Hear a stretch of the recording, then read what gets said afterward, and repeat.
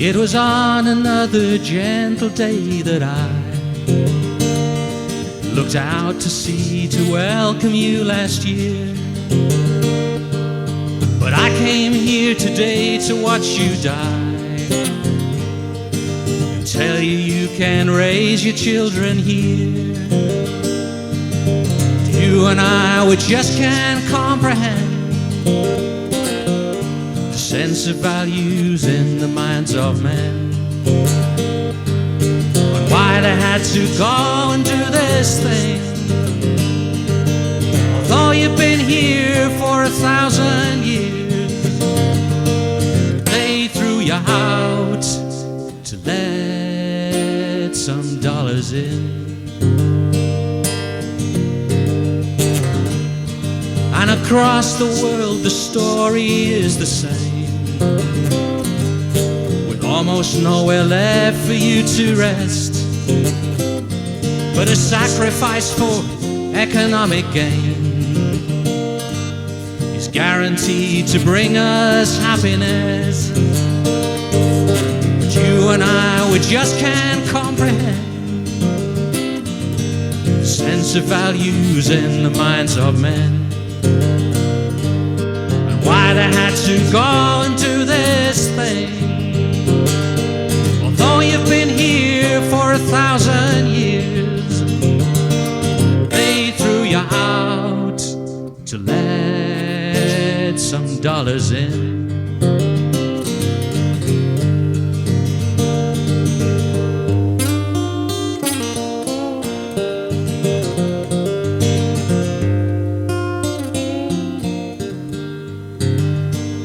So I came here today to say goodbye and fix you in my heart with one last look.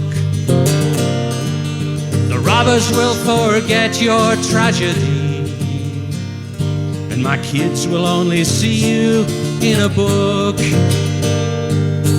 you and I, we just can't comprehend the sense of values in the minds of men,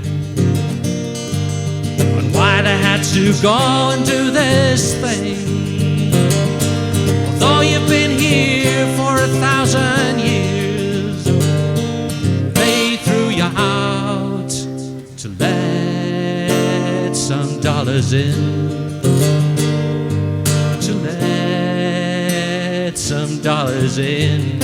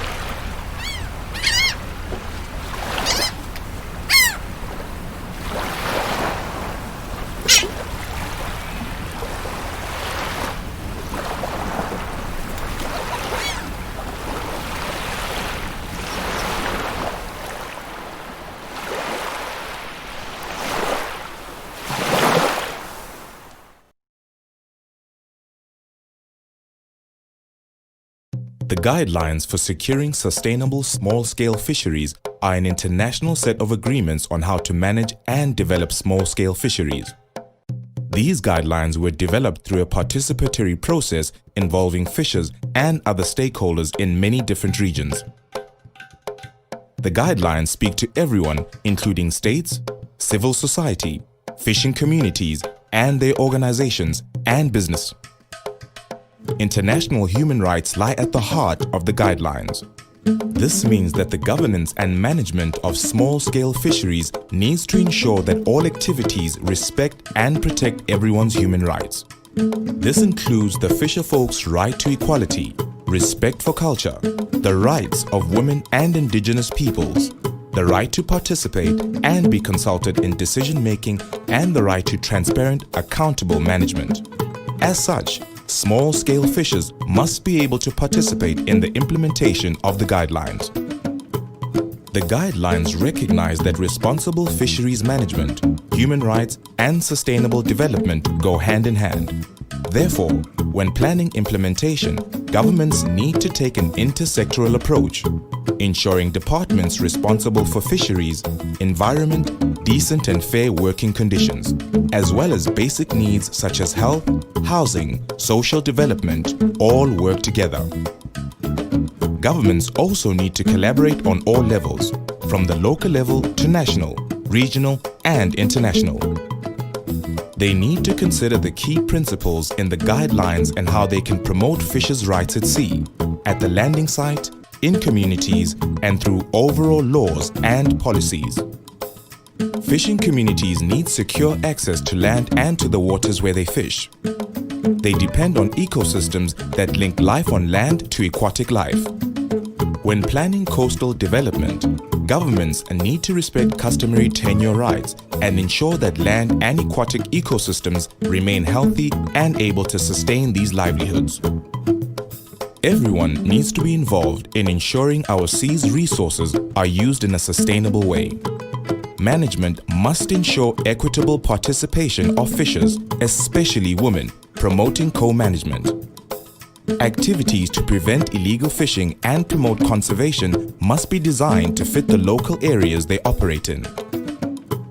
When making plans that involve fisher communities, activities all along the value chain need to be considered.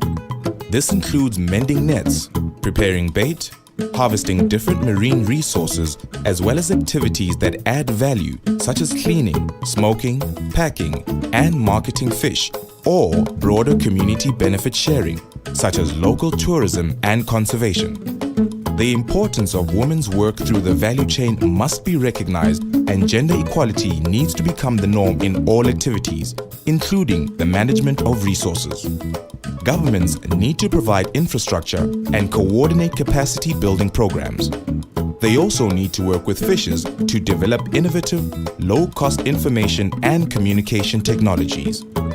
These can enable small-scale fishers to capture and share their data, access information about markets and trade, control the value chain more effectively, and promote traceability. This can help shift unequal power relations in the marketplace and strengthen accountability to their local cooperatives or associations. Small-scale fishing communities need access to information and technology that can promote safety at sea. Document fishers' local knowledge and empower them to participate fully in monitoring, research, and management processes. This can also strengthen their ability to respond to disaster risk and climate change in an adaptive way. In order for the principles of the guidelines to be achieved, implementation processes need to involve fishers at all stages. In this way, the guidelines enable small-scale fishers to ensure that their voices are heard and their human rights are recognized at all levels.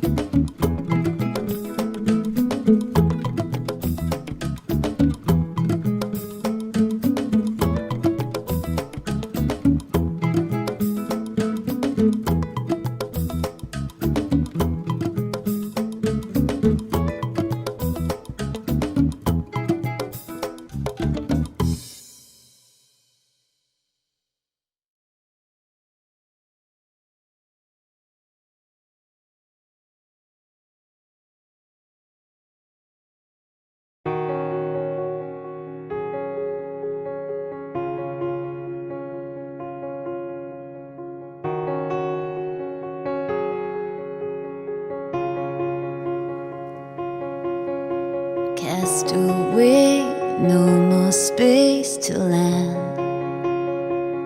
I'm stranded and like a weight, you pull me further down. You can only fight the undertow for so long. In the end, you either let him go or you drown. And now I can breathe again, cast you off and come back up for air in a sea of tears. And now I can breathe again, from the depths I rise above despair, and I'll take a breath, and it goes, ooh, ooh, ooh, ooh, ooh.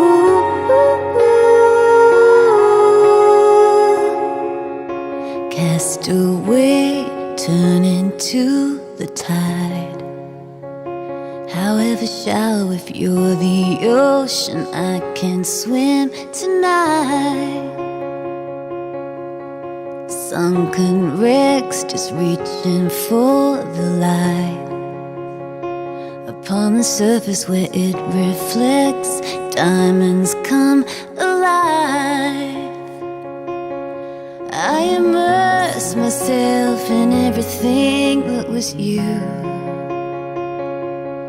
treading water while you slowly drifted from view. And now I can breathe again, cast you off and come back up for air, from a sea of tears.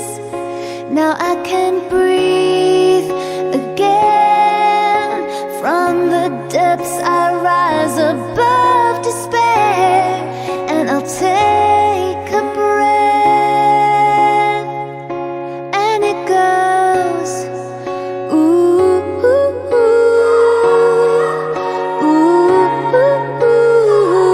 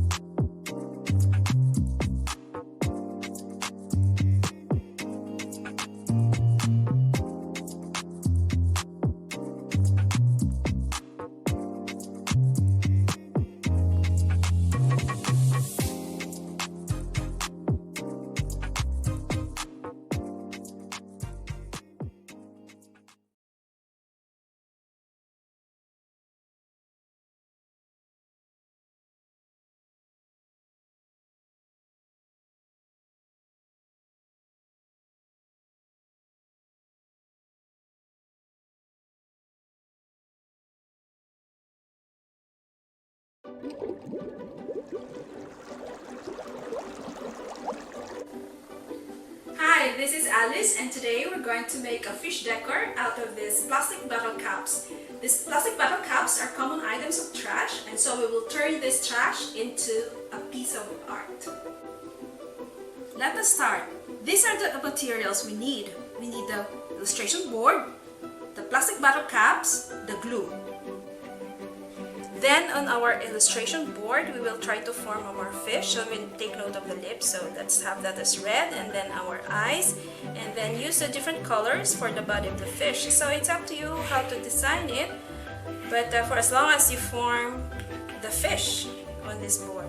Okay, so I'm going to use these light colors and then going dark right here.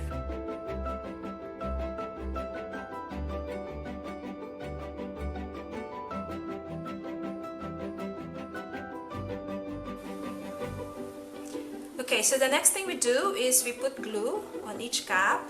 Okay, make sure it's right over here on this side, and then we bring it back to its place. And we do that for all the caps here on the illustration board.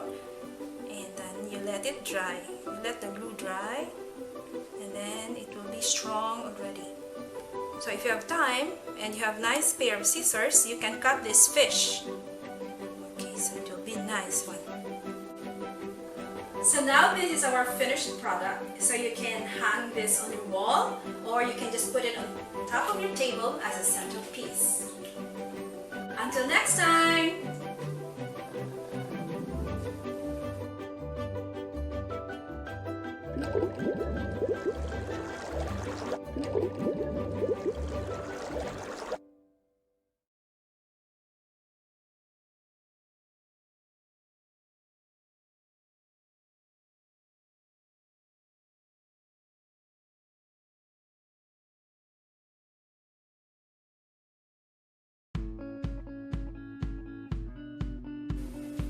Hi, this is Alice. Today we're going to make colored fish out of these plastic bottles. These plastic bottles are common items of trash, so we will make this trash into an artwork. Let us start. We need these materials you see on the screen: plastic bottles, fish pattern, marking pen, scissors, and nail polish. First, we need to separate the body of the plastic bottle, so we need to remove the cap. And then you press the bottle like this, and so it gets depressed, and we can now start cutting.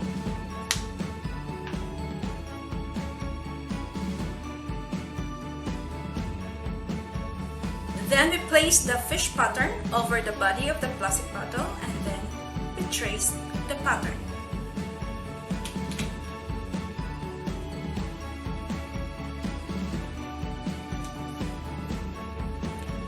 Then we need to cut the traced fish using the scissors.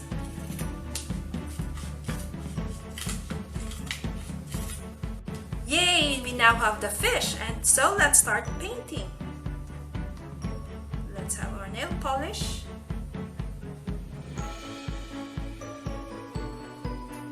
Okay, that's it. I used 3 colors for this fish. This is done, so I'll just wait it to dry. So you may want to have a second coat once the paint is dry. Do the same for other colors. You can use your colored fish into this kind of home decor. This is a mini chandelier. Until next time!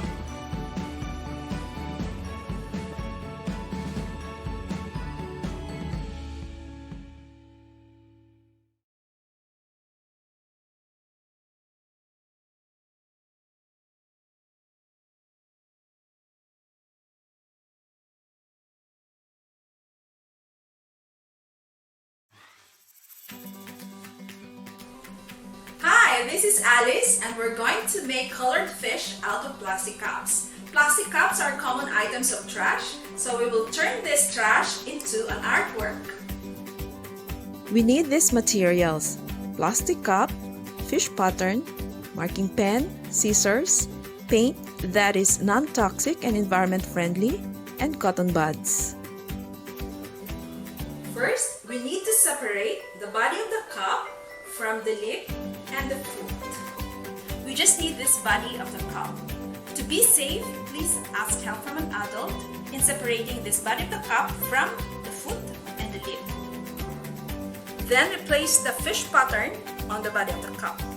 We trace the pattern. Fully fill in this body of the plastic cup with traced fish, and then we cut. Yay! Now we have the fish. Now we're going to paint our fish using the cotton buds. We choose the color blue.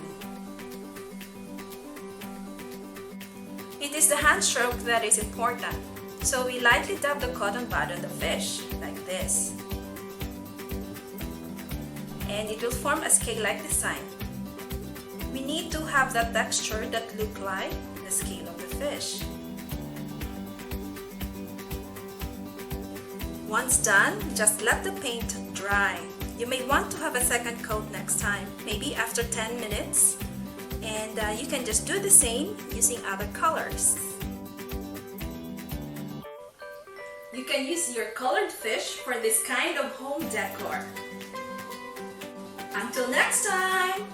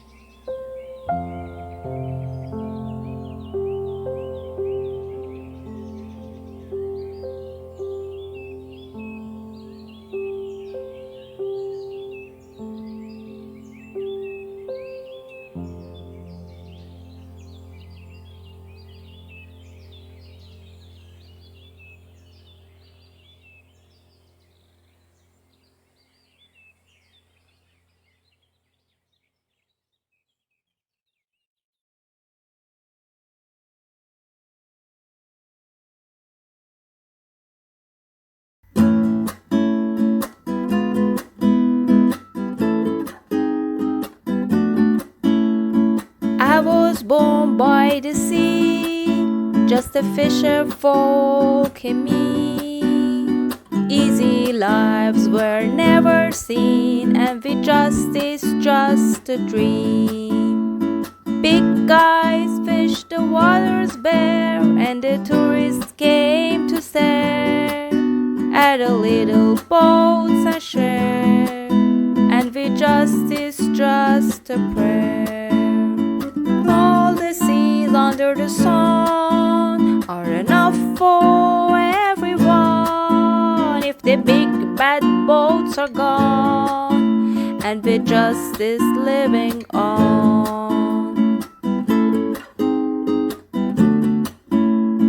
I am singing just to plead for the fisher folk who need to fish on but not for greed, and with justice guaranteed, and with justice